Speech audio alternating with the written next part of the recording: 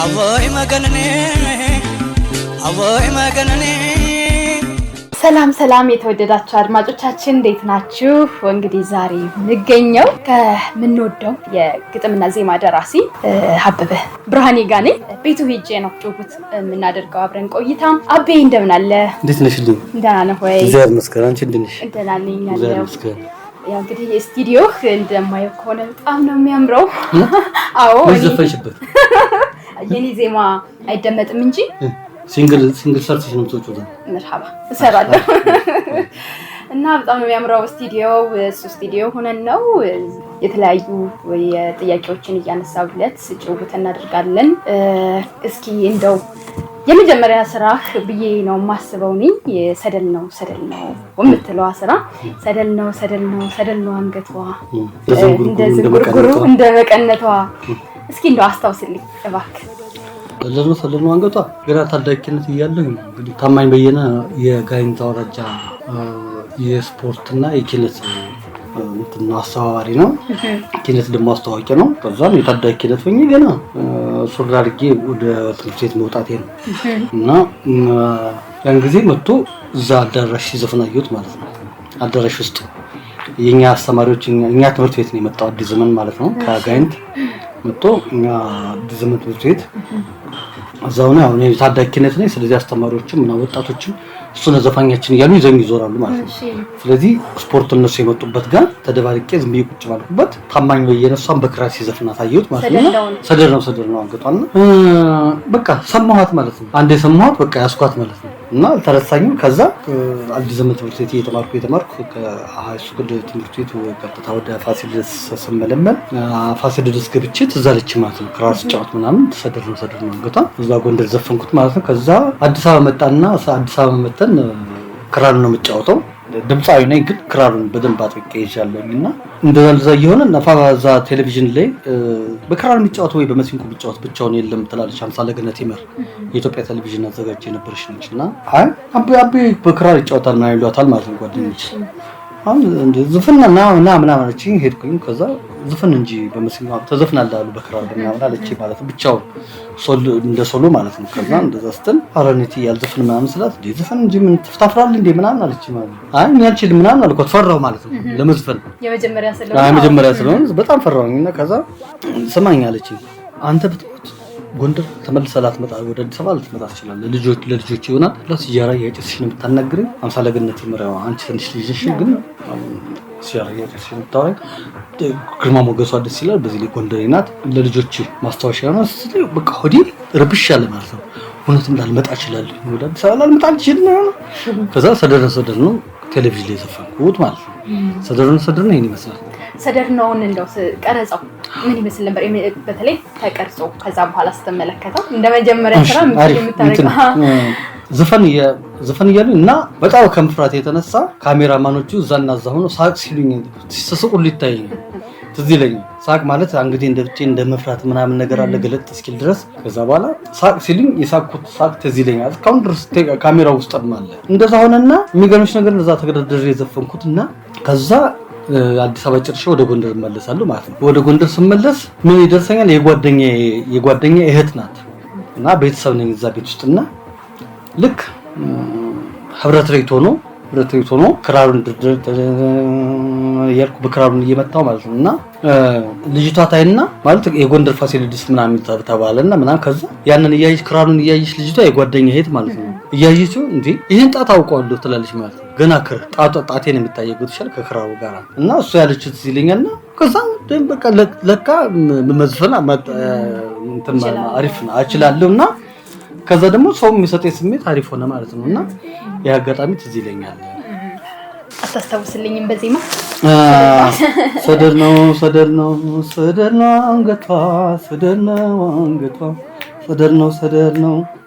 ነው አንገቷ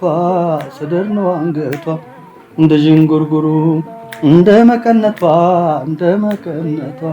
ዋሆዬ ለታቻት በሚ ቀረቻሽ ጎጃሚ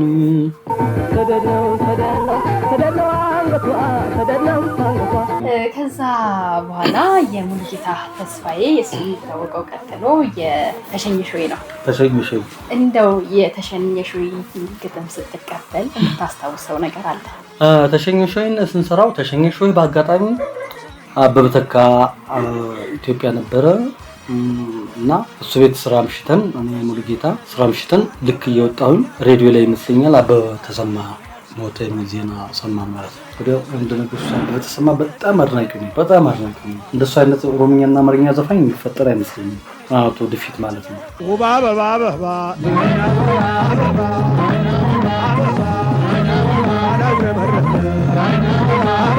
እና አበበ ተሰማ በጣም የተለየ አክብሮት አለኝና ከዛ ምንድነው የመጣው እቴው ለሸኝሾ እቴው ለሸኝሾ የሚለው ዘፈን አለ እንዲህ ያለ ሲል የሚታየኝ ከዛ ነው እንግዲህ ለሸኝሾ ተሸኝሾ ያው አበበ ተሰማ መሸኛ ማለት ነው።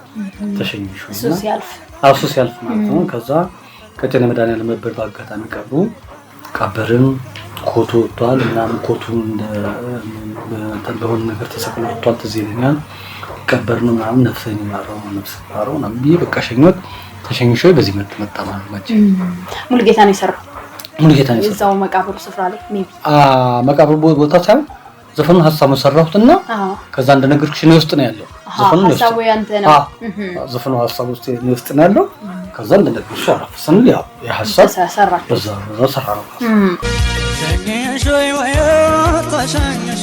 ወይ 1998 ደግሞ ሙሉ ካሴት አለህ ያወጣው ያው ያን ያህል ገኖ ባንሰማውም እንኳን ግን የሚገራርሙ ዘፈኖችን በውስጡ ይዟል። ከነዛ መካከል እኔ በጣም የወደድኳት ቢያመጣት ወደድኩት ቢወስዳት ታዘብኩት እሷም ምን አደረገች እኔስ ምን በደልኩት እያልክ ትላለህ። እስኪ እንዴት ነው? ስለዚህ ለየት ያለ ታሪክ ያለውም ይመስለኛል። ፈልፍልሽ ታውቂያለሽ ታሪክ በደንብ ስርስር ያላቸው ነገሮች ናቸው የተገኘሽ ያለው። ይሄ ልጅነት እንግዲህ በልጅነት ዝም ብለሽ ባይን የሆነች ልጃገረድ ታያለሽ ምናምን እንግዲህ ያ ስዕል ነው የሚመላለስብኝ ለኔ። ገና ተማሪ ነኝ እንደነገርሽ ለፍቅር ምናምን ማልደረስ ግን ባይን የምትመላለስ ዝም ብዬ ለጊዜው በሰዓቱ ምናት ያልኩኝ ለሰዓቱ ዝም ብሎ ነፍሴ ምናምን የወደዳት ዝም ብሎ በልጅነትም ቢሆን ዝም ብሎ ያይሻት እንዴት ታምራለች ምናምን ብለሽ ታጣጣም እሷንች የምትመላለሰው ቢወስዳት ያመጣት ወደድኩት ቢወስዳት ታዘብኩት እሱስ ምን አደረገኝ ምን በደልኩት አምን ይሄ ነው ሀሳቡና ይሄው ነው ያንን መሰረት በማድረግ ነው ግጥሙ አንተ ነው የጻፍከው። ግጥሙን እኔና ሙሉጌታ ሁለታችሁ ናችሁ አብራችሁ ሰርታችኋል ማለት ነው። ያመጣት ወደድኩት ቢወስዳት ታዘብኩት እስኪ በአብሮነት ስራ ውስጥ ከሙሉጌታ ጋር ስንሰራ እንደ ስራ ሳይሆን እንደ ወንድማማችነት ማለት እንደ ትምህርት ቤት ጓደኛ ወይ ከትምህርት ቤት ጓደኛ ምንም ነው ያልፋል። ለምሳሌ ብዙ ገጣሚያን አሉ ከሙሉጌታ ጋር ግን ምንም የማንካፈለው ነገር የለም። ከፓንቶች ሌላውን ነገር አብረን ነው የምንለብሰው፣ አብረን ነው የምንበላው፣ አብረን ነው የምንተኛው። ህይወታችን በጣም ተቆራኝቷል። ወንድሜ ሽታው ራሱ አብረው ስውል ምናምን ወንድሜ ማለት ምንም እንትን የለም። በነገራችን ላይ ከብዙዎች ጋራ በጣም ተቀራርቤ ነው የምሰራው። ሙሉጌታ ግን ሞር በቃ እንደነገርኩሽ እሱም ለኔ ለማወቅ ያደረገው ጥረት እኔም ደግሞ ወደሱ የመጠጋቴን ያክል እኔና ሙሉጌታ እንድናፋንወለድም ግን ወንድማማቾች በስራ ምንደስ የግጥምን ዜማ ለመስራት ሐሳብን ነው የምፈልገው ትላለህና አሁንም እንዳወራ ነው ሐሳብ ላይ ነው ፎከስ አድርገህ ከሐሳብ ውስጥ ነው ዜማ የምትቀዳውና እንደው የራስ ግጥሞች ሲሆኑ ችግር የለውም ሐሳባቸውን አንተ ነው የምታውቃቸው ዜማ ማምጣቱ ዜማ መድረሱ ቀላል ነው የሚሆን። እንደ የሰዎች ግጥም ግን ወደ ዜማ ስትቀይር ሐሳቡ ጋር ለመድረስ ትንሽ አያስቸግርም? ምክንያቱም ሰው በየአውዱ ላይ የሚያስበው ሐሳብ ደግሞ ዝም ብሎ ስለሚለጠጥ ሸፕ የሚያደርገው ባለቤቱ ስለሆነ እንደሱ ነገር ፈተና ሆነ አይሆንብህም? ሐሳቡ ከመጣ ችግር የለም። እንደውም ባንቺ ሐሳቡ ከመጣ እኔ የሚያስቸግረኝ ሐሳብ ነው። ለምሳሌ እንደዚህ የዘነበ ዳመና ይሄን ዳመና ምን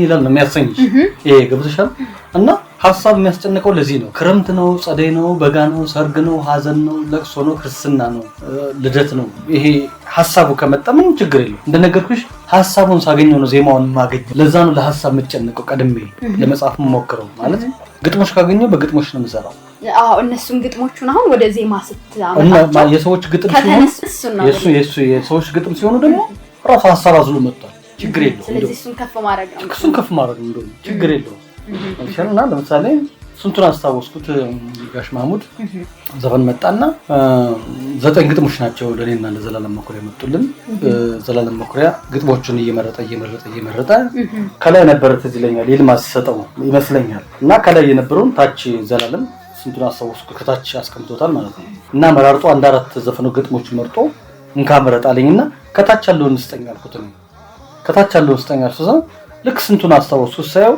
ምንም አልፈልኩም ክራር ነው ይዛኩት ስንቱን አስተዋወስኩት ስንቱን አሰብኩት ልቤን በትዝታ ወዲያ የላኩት ምክንያቱም ሌላ ግጥም እንኳን ላይ ድረስ አልሰጠኝም ምክንያቱም ዜማ ይዞ መጥቷል ስንቱን አስተዋወስኩት አይሹ እንደዚህ ነው የሚሆነው እና ግጥም ከተገኘ ምንም በቃ ጭንቅ የለውም ግጥም ራሱ ዜማ ይዞ ይመጣል እና ምን የሚያስጨንቅ ነገር የለውም የመለስኩት መሰለኝ ተመልሷል ያበይቶች ልብን አንጀትን ስርቅርቅ ያደርጋሉ አንጀትን ይበላሉ በጣም ይሄ እንደውም አንድ የስነ ጽሁፍ ሌክቸረር ነው ሰው ነው እንደውም ሲል የሰማሁትና ይሰረስራሉ ልብን ይበላሉ ከሴት አንጀት የወጡ ይመስላሉ በጣም ሩህሩህ ናቸው የተለያዩ ነገሮችን ሲል ነበርና በርግጥም እንደዛ ናቸው ዜማዎቹ ሲደመጡ ስንቱን አስተዋወስኩነትንም ጨምሮ ሁሉንም እና ይሄ ነገር እንደው ዜማ በምን ውስጥ ስለምትሰራ ነው እንደዚህ የሚሆኑት ዜማ ካላሳዘነ ዜማ አይመስልኝም ለኔ ካላሳዘነ ብቻ ሳይሆን ህይወት ሲኖረው ዜማ ዜማ የተባለበት ምክንያት አለው ስፒሪት አለው ህይወት አለው እንደነገርሽ ሊደርቅ አይችልም እና ዜማ የተባለውም አይሽ ውስጡ የያዘው መልእክት ይዞት የሚሄደው መንፈስ ነው ዜማ የሚያሰኘውና ወደዛ ስለምደርስ ይሆናል ይሄን ንግግር የተናገረው ሰውየውና እንደነገርኩሽ መድረስ ነው ወደ ዜማው መድረስ በደንብ በጥልቀት መድረስ እንደነገርኩሽ ሁሉም ነገሮች ላደርጋቸው አልችልም በራሴ አይቻለሁ ልዩነቶቹን የደረስኩባቸውና ያልደረስኩባቸውን ዜማዎችን አውቃቸዋለሁ በስነ ስርዓት አውቃቸዋለሁ የደረሱት በደንብ ወደ ሰው ሲደርሱ ይሰሙኛል እያንዳንዱ ሰው ልብ ይነካል በደንብ ሲደርሱ ይሰማኛል እና የሰው ፊድባክ ሲሆን ይሰማኛል ደግሞ ያልደረስኩባቸውም እንደነገርኩሽ አርጊያቸው ያልደረስኩባቸው ጉዳዮች ማለልሽ የፈለኩት ሁሉም ዜማዎች ላይ የደረስኳቸው ዜማዎች ውስጥ ዲቴል ጥልቅ ደርሻለሁ ብዬ አላምንም አናኗር ያለ ጸሎት ያለ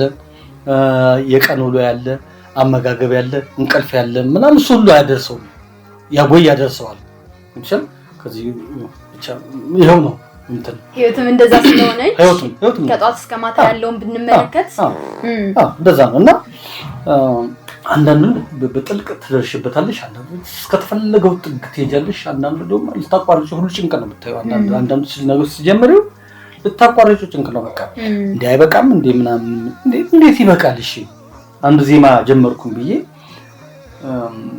ያንን ዜማ በቃ እቀዳዋለሁ አልቅም እንዴ አታቋርጠኝ እኮ እያለን በቃ አታቋርጠኝ እኔ አሁን እሱን ነው መቀዳት ልፈልግ አንተ ሌላ ሐሳብ ልትሰራ እንኳን ብትፈልግ በፍጹም ይሄን ጨርሰኝ ነው የሚሉና እንዲህ አይነት አለው ዜማ ባህሪ ያለውና ዜማ ጸሎት ይፈልጋል ስክነት ይፈልጋል አኗኗሮች ጥሩ መሆን አለበት አምሰሪበት አካባቢ ጥሩ መሆን አለበት አይምሮሽ ጥሩ መሆን አለበት ያለዛ ይበጠበጣል ይደፈረሳል የለም እናንተ ለምሳሌ ቡናውን ስታፍሉት ጤነኛ ስትሆኑና ሳትሆኑ ኩል አይደለም ሰው ጋር ሄዶ ይረብሻል ሰው ጋር ሄዶ ይረብሻል እንደናንተ መስከና ለመስከኑ የመዋከብም ነገር አለው ዜማም እንደ አይነት ባህሪ አለው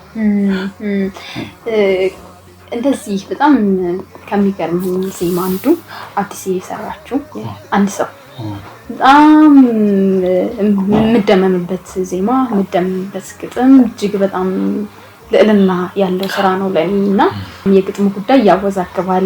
ምናልባት በዚህ አጋጣሚ አንተ ታጠራልኛለህ፣ ዜማው ግን ያንተ ነውና እስኪ ስለሱ ነገር ንገረኝ። አንድ ሰው አይደል አንድ ሰው ከይልምሽ ጋራ እሱን ስንሰራ ከአዲስ ጋራ አብረን መኖር የጀመርንበት ጊዜ ነው። ይልማን ግጥሞች ስጠኝ እስኪ ልክ እንደ ጋሽ ማሙድ እንዲሆን ፈለኩ። ለሚስቴ ማላቴ አይደለም ግን ደምና አጥንት ሆኖ ለምሳሌ ስንቱን አስታውስኩ ሲመጣ ጋሽ ማሙድ ምንም የተቀየረበት ግጥም የለም። ግጥሞች መጡና ለምሳሌ እኔ እንደምሰራው ዘፈን ለምሳሌ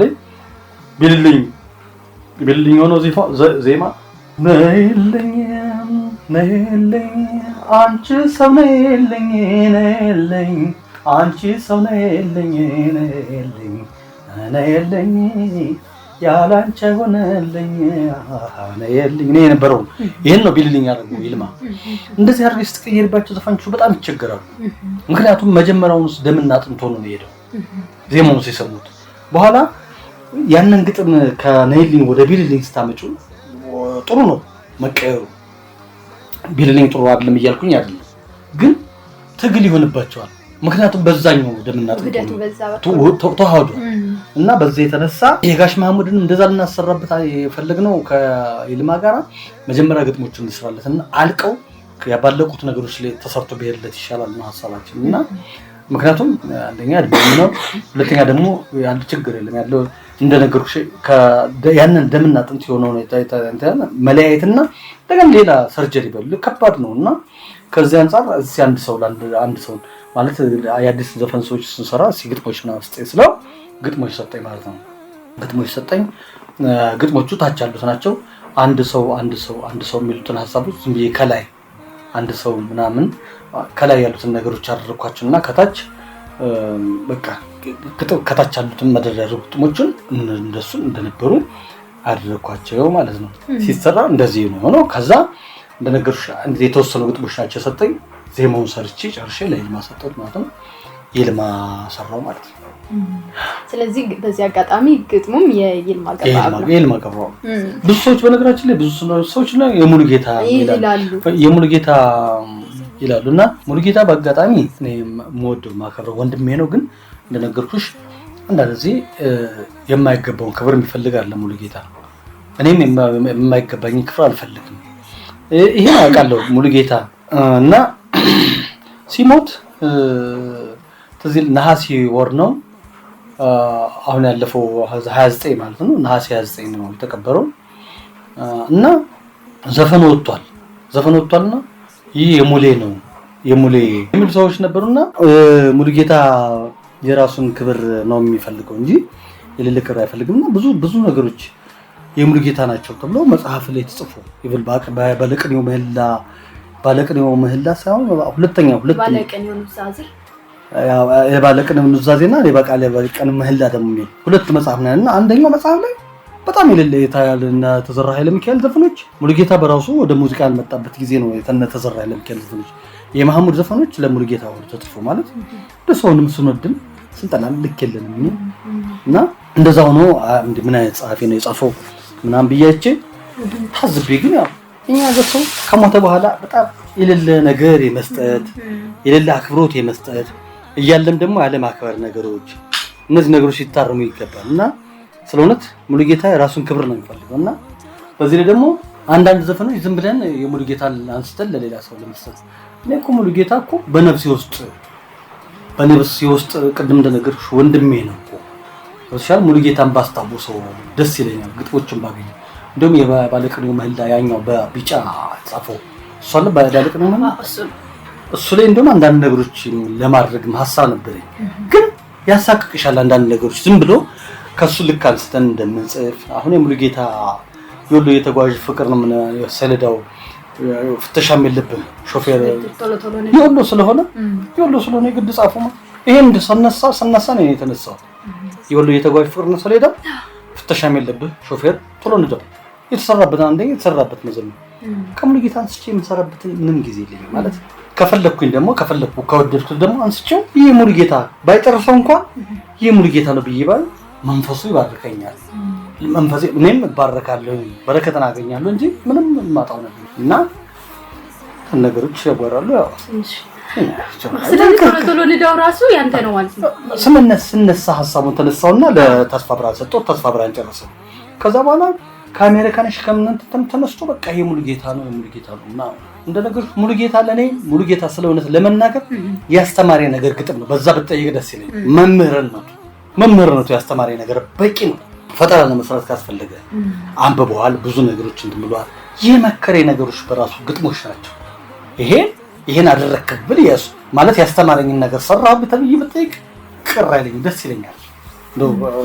ስለሆነ ስለምልሽ ከዚህ በተረፈ ግን የሱን ነገሮች አንስታን ወደ ላይ እንሰጥበት ምንም መንገድም የለም፣ ዲሲፕሊንም የለም። ይሄን ይመስላል ባንቺ እንደሰው ጋለሁ ያልኩ እንደሰው ትዝታ ያለሰው ቆይታ ያደረግን የምንገኘው ከተወዳጁ የዜማና ግጥም ደራሲ እንዲሁም ሙዚቀኛ የክራር ተጫዋች አበበ ብርሃኔ ጋር ነው። አብዬ ለዛሬ እዚህ ጋር ይብቃንና ሳምንት ደግሞ ተመልሰን ቀሪ ጉዳዮችን የምንቀጥል ይሆናል። አብረን እስካሁን ቆይታ ስላደረግን ደግሞ እጅግ አድርገን እናመሰግናለን። አሜን። እኔም ደስ አለኝ በጣም ባንቺ ቤትም መጣሽ። እስካሁን አብራችሁን ስለነበራችሁ እጅግ አድርገን እናመሰግናለን። ቀጣይ ሳምንት እዚሁ ከአቤ ጋር ቆይታችንን በክፍል 2 የምንቀጥል ነው የሚሆነው። መልካም ቀን ይሁንላችሁ። እንደሰው ያነግደኛል ሀሳብ እንደሰው ወስዶ የማይመለሰው